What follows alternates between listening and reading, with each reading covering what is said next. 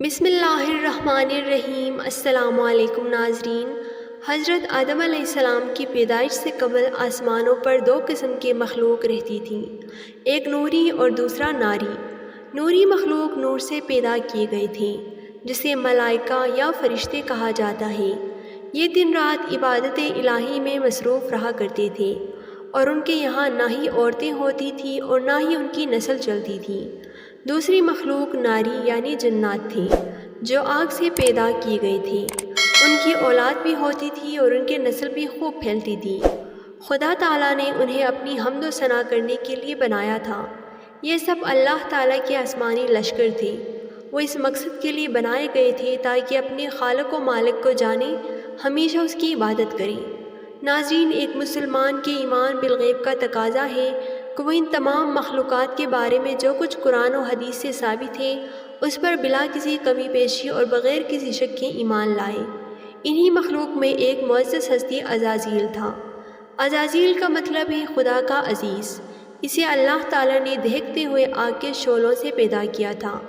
حضرت آدم علیہ السلام کی پیدائش سے 144,000 سال پہلے سموم جن کی پیدائش ہوئی۔ یہ جنات کا بابا آدم تھا۔ سموم جن کو زمین پر بھیج دیا گیا، جہاں 300 سال گزارنے کے بعد زمین پر اسے اپنی نسل کی جن سے مخالف ملی، جس سے اس نے شادی کر لی اور وقت گزرنے کے ساتھ ساتھ کثیر تعداد میں اس کی اولادیں ہوئیں۔ ابتدا میں تو یہ قوم جنات اللہ تعالیٰ کے فرما بردار اور اطاعت گزار تھے، لیکن بہت جلد یہ سرکش اور نافرمان ہو گئی۔ جب ان کی بدعمالیوں کی حد پار ہو گئی تو کثیر تعداد میں جنات نے موت کا ذائقہ چکھا اور وہ مر گئے۔ اس دوران جو نیک جنات تھے وہ باقی بچے اور ان کی نسل آگے بڑھی۔ انہی جناتوں میں سے ایک مشہور جن سلیپا تھا۔ سلیپا کا چہرہ ببر شیر جیسا تھا۔ سلیپا ایک قدآور بہادر جن تھا۔ اس کی بیوی کا نام تبلیس تھا، جس کا چہرہ بھیڑیے کے مادے کی طرح تھا۔ وہ اپنے شوہر کی طرح دلیر اور طاقتور جن تھی۔ اپنی تمام قوم پر اس نے اپنی دھاک بٹھا رکھی تھی، اور قوم کا بچہ بچہ سلیپا کا احترام کیا کرتا تھا۔ ان کے یہاں ایک بچے کی پیدائش ہوئی جس کا نام عزازیل رکھا۔ عزازیل میں اپنی ماں اور باپ دونوں کی خصوصیات شامل تھیں، یعنی وہ نہایت ہی سرکش، مکار، طاقتور اور بہادر تھا۔ روایتوں کے مطابق قوم جنات کو دنیا میں بسایا گیا، اور یہ حضرت آدم علیہ السلام کی پیدائش سے 50,000 سال قبل کا زمانہ تھا۔ پہلے جلد یہ جنات سرکش ہو گئے اور خدا کے نافرمان بن گئے۔ جب جھگڑے اور فساد سے زمین لرز اٹھی تو آسمان سے فرشتوں کو حکم دیا گیا کہ جاؤ اور ان سرکش جنات کو مار پھینکو۔ لہٰذا اس کائنات میں پہلی خونریزی جنگ ہوئی، جس میں عزازیل کے ماں باپ یعنی سلیپا اور تبلیس دونوں نے بڑی بہادری سے جنگ کی، لیکن فرشتے ان پر غالب آ گئے۔ فرشتوں کا وار ان جنات پر اس طرح پڑتا کہ وہ اشک کھا کر گر پڑتے۔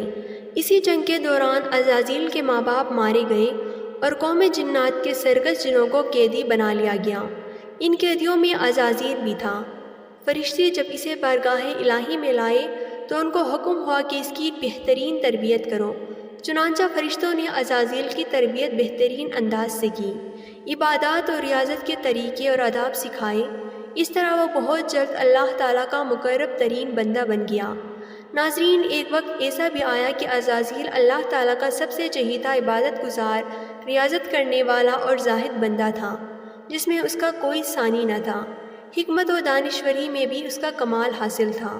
عزازیل اپنی عبادت اور ریاضت کی وجہ سے اس درجے پر پہنچ چکا تھا کہ اسے فرشتوں کا معلم مقرر کر دیا گیا، اور آسمان والے اسے عابد کہہ کر پکارنے لگے۔ حضرت کعب رضی اللہ تعالیٰ عنہ کا بیان ہے کہ عزازیل 40,000 سال تک جنت کا خزانچی تھا۔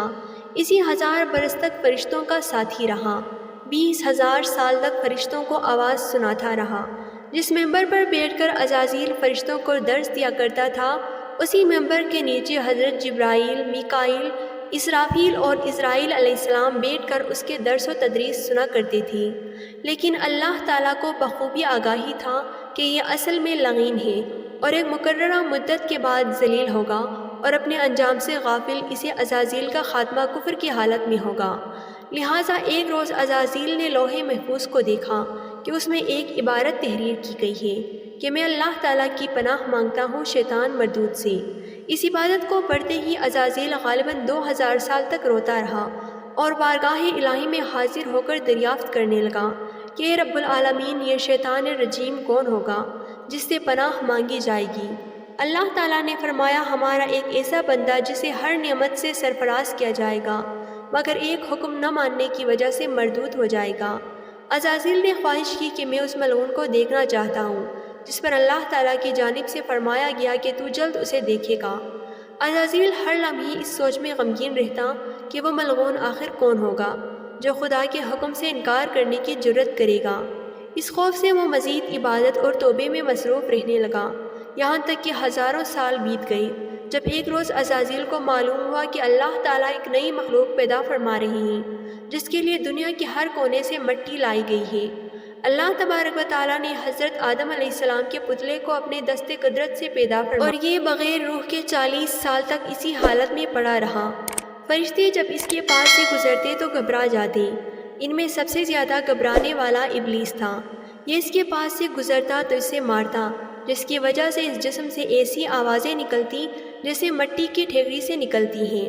اور پھر وہ دن بھی آ گیا جب اللہ تبارک و تعالیٰ نے فرشتوں سے فرمایا کہ میں زمین پر اپنا ایک نائب بنانے لگا ہوں، وہ زمین پر میرے احکام کو نافذ کروائے گا۔ فرشتوں نے فرمایا، اے پاک پروردگار، وہ زمین پر فساد برپا کریں گے اور یہ آپس میں خون ریزی کریں گے، جبکہ ہم تو دن رات آپ کی تسبیح کرتے رہتے ہیں اور آپ کی پاکی بیان کرتے ہیں۔ اللہ تبارک و تعالیٰ نے فرمایا، جو کچھ میں جانتا ہوں وہ تم لوگ نہیں جانتے۔ پھر اللہ تعالیٰ نے حضرت آدم علیہ السلام کو تمام چیزوں کے نام سکھایا اور انہیں فرشتوں کے سامنے پیش کرتے ہوئے فرمایا، اگر تم سچے ہو تو مجھے ان کے نام بتاؤ۔ انہوں نے کہا کہ تو پاک ہے، ہم تو اتنا ہی جانتے ہیں جتنا تو نے ہمیں بتایا ہے، بے شک تو بڑی علم و حکمت والا ہے۔ پھر اللہ تعالیٰ نے فرمایا، اے آدم، ان چیزوں کا نام بتا دو۔ پھر حضرت آدم علیہ السلام نے انہیں نام بتا دیے تو فرمایا، کیا میں نے تمہیں نہیں کہا تھا کہ میں آسمانوں اور زمین کے چھپے ہوئے چیزیں جانتا ہوں، اور جو تم ظاہر کرتے ہو اور جو تم چھپاتے ہو؟ پھر فرشتوں کو حکم دیا گیا کہ آدم کو سجدہ کرو، لہٰذا انہوں نے سجدہ کیا مگر عزازیل نے سجدے سے انکار کیا۔ اللہ تعالیٰ نے فرمایا، تجھے سجدہ کرنے سے کس چیز نے منع کیا؟ جبکہ میں نے تجھے حکم دیا۔ وہ کہنے لگا کہ میں اس سے بہتر ہوں کہ تو نے مجھے آگ سے بنایا اور اسے مٹی سے بنایا ہے۔ میں ایسا نہیں کہ اس انسان کو سجدہ کروں جسے تو نے مٹی سے پیدا کیا ہے۔ اللہ رب العزت نے فرمایا، اب تو یہاں سے نکل جا، کیونکہ تو مردود ہو چکا ہے اور قیامت تک تجھ پر میری پھٹکار ہے۔ عزازیل نے کہا کہ اے میرے رب، مجھے روز محشر تک کی مہلت دے دے۔ فرمایا، جا، میں نے تجھے متعین وقت تک کے لیے مہلت دی۔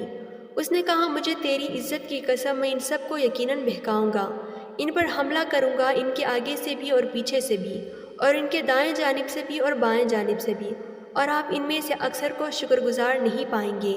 اللہ رب العزت نے فرمایا، یہاں سے ذلیل و خوار ہو کر نکل جا۔ ان میں سے جو شخص تیرا کہنا مانے گا میں ان سب سے جہنم کو بھر دوں گا۔ اور یوں بارگاہ خداوندی سے دھتکارے جانے کے بعد ابلیس بن گیا۔ اپنے غرور و تکبر اور رونیت کے بنا پر اس کے ہزاروں سال کی عبادت و ریاضت ضائع ہو گئی اور اسے عرش سے فرش پر پٹخ دیا گیا۔ روایتوں کے مطابق ابلیس کی موت کا وقت اسرافیل علیہ السلام کے پہلے اور دوسرے سور پھونکنے کے درمیان کا وقت ہے، جب اسے دی گئی مہلت پوری ہو چکی ہوگی اور وہ ذلیل و خوار ہو جائے گا۔ قرآن مجید کے مطابق روز محشر خدا تعالیٰ کے فیصلے کے بعد ابلیس اپنے پیروکاروں سے اعلان برات کرتے ہوئے کہے گا کہ تم اپنے گناہوں کے خود ذمہ دار ہو۔ نیز وہ کہے گا کہ خدا نے تمہیں سچا وعدہ دیا تھا اور وہ وعدہ جو میں نے تمہیں دیا تھا میں اس کی مخالفت کرتا ہوں۔